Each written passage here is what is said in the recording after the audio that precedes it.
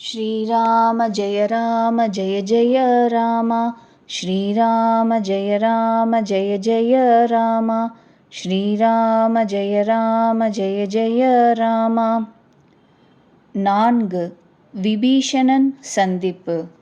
கோசல நாட்டரசன் ராமனை இதயத்தில் தாங்கி லங்கா நகரத்தில் நுழைந்து எல்லா காரியங்களையும் செய். உனக்கு விஷம் அமுதமாகும், பகைவன் நண்பனாவான். கடல் பசுவின் குளப்படிக்கு இணையாகும், நெருப்பு குளிர்ந்துவிடும். காக்க புஜண்டி கூறுகிறார், கருடனே, எவனை ராமச்சந்திரன் ஒரு தடவை கருணை கூர்ந்து பார்த்துவிட்டாரோ அவனுக்கு மேரு பர்வதம் கூட தூசுக்கு சமானமாகும்.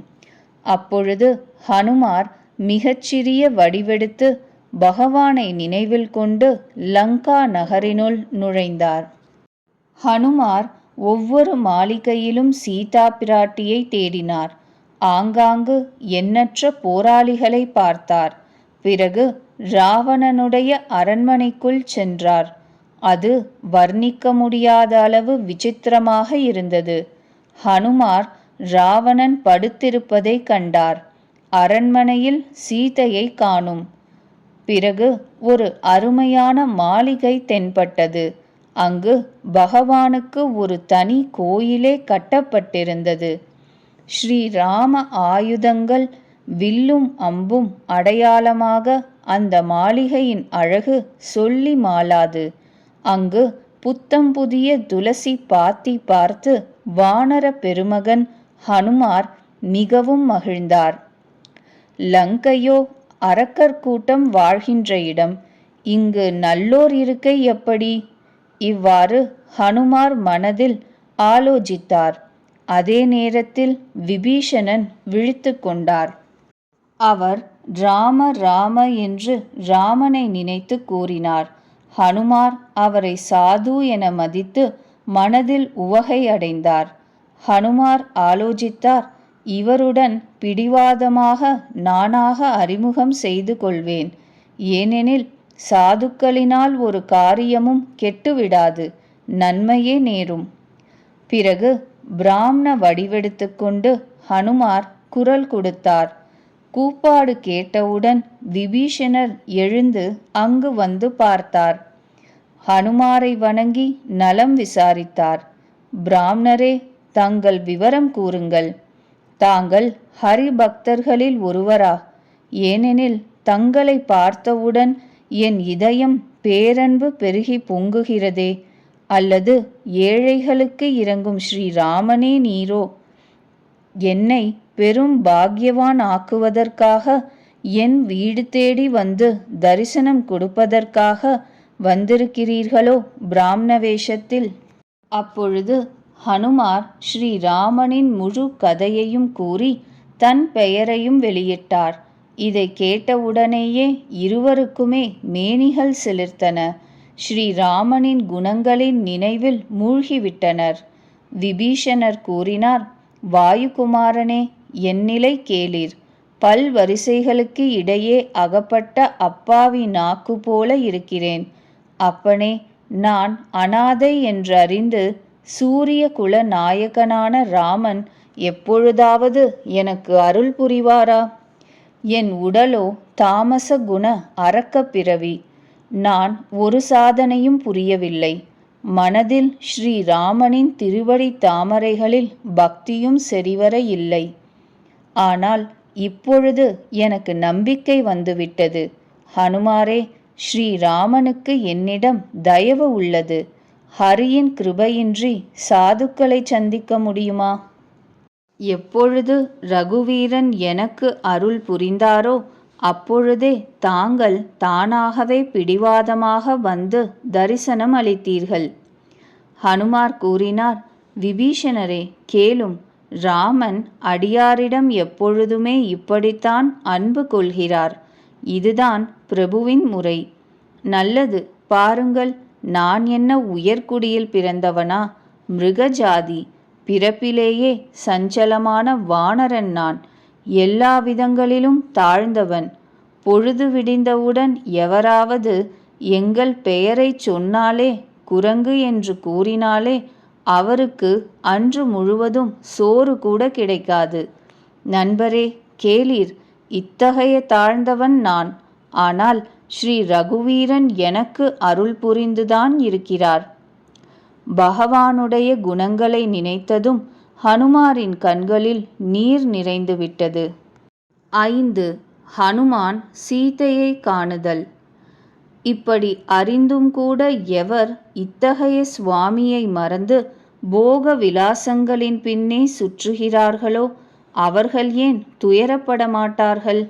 இவ்விதம் ஸ்ரீராமனுடைய குணங்களை கூறிக்கொண்டே ஹனுமார் சொற்களுக்கு அடங்காத அமைதியை பெற்றார். பிறகு விபீஷணர் ஜானகி எவ்விதம் அங்கு இருக்கிறாளோ அந்த முழு விபரத்தையும் கூறினார். அப்பொழுது ஹனுமார் கூறினார், சகோதரரே, கேளும், நான் தாய் ஜானகியை பார்க்க வேண்டும். விபீஷணர் ஹனுமாருக்கு எல்லா உபாயங்களும் கூறினார். பிறகு விடை பெற்று கொண்டு ஹனுமார் கிளம்பினார். மறுபடியும் அதே கொசு அளவு உருவத்தில் சீதை இருக்கின்ற அசோகவனம் சென்றார். அங்கு சீதா தேவியை கண்டு ஹனுமார் மனதார வணங்கினார். அவள் அங்கே உட்கார்ந்தபடியே இரவு 4 யாமங்களும் தூங்காமல் கழித்து வந்தாள். உடல் மெலிந்து தலை சடைபிடித்து ஒரே பின்னலாக இருந்தது. உள்ளத்தில் ரகுபதியின் குணங்களை நினைத்து கொண்டே ஜபித்து கொண்டிருந்தாள். ஜானகி தேவியின் கண்கள் தனது பாதங்களில் ஊன்றியிருந்தன. மனதோ ஸ்ரீராமனுடைய திருவடி தாமரைகளில் லயித்திருந்தது. ஜானகியின் இந்த மிகவும் எளிய நிலை கண்டு வாயு குமாரனான ஹனுமார் மிகவும் துயரம் அடைந்தார். 6. ராவணன் சீதையை சந்திப்பது. ஹனுமார் மரத்தின் இலைகளில் மறைந்து கொண்டார். தம்பி, நான் என்ன செய்வேன்? சீதையின் குறையை, துக்கத்தை எப்படி தீர்ப்பேன் என்று தன்னுள் கலங்கினார். அப்பொழுது ராவணன் பல பெண்கள் துணையுடன் தன்னையும் சிங்காரித்து கொண்டு அங்கு வந்தான். கொடியவன் ராவணன் சீதாதேவியை பலவாறு கெஞ்சினான், சமாதானம் செய்தான், வெகுமதிகள் ஆசை காட்டினான், பயமுறுத்தினான், ராமனை பற்றி அவதூறு பேசினான். ராவணன் கூறினான், அழகிய முகமுடையவளே, புத்திசாலி பெண்ணே, கேள், மந்தோதரி முதலான எல்லா ராணிகளையும் உனக்கு பணிப்பெண்களாக ஆக்குவேன். இது என் உறுதிமொழி. ஒரு தடவை என்னை நீ திரும்பி பாரேன், அது போதும் என்றான். தன்னுடைய பரம பிரேமைக்கு உரிய கோசலபதியான ஸ்ரீராமனை தியானித்து ஜானகி புல்லின் ஒரு கீற்றை திரையாக போட்டுக்கொண்டு பேசினாள். 10 முகமுடையானே, கேள், ஒரு மின்மினி பூச்சியின் பிரகாசத்தில் தாமரை எப்பொழுதாவது மலர்ந்து விடுமா? ஜானகி மேலும் கூறினாள், நீ உன் நலம் கருதி இதை மனதில் எண்ணிப்பார். துஷ்டனே, உனக்கு ரகுவீரனின் அம்பின் சேதி தெரியாதா? தீயோனே, நீ என்னை தனியாக இருக்கும் பொழுது கொண்டு வந்து விட்டாய்.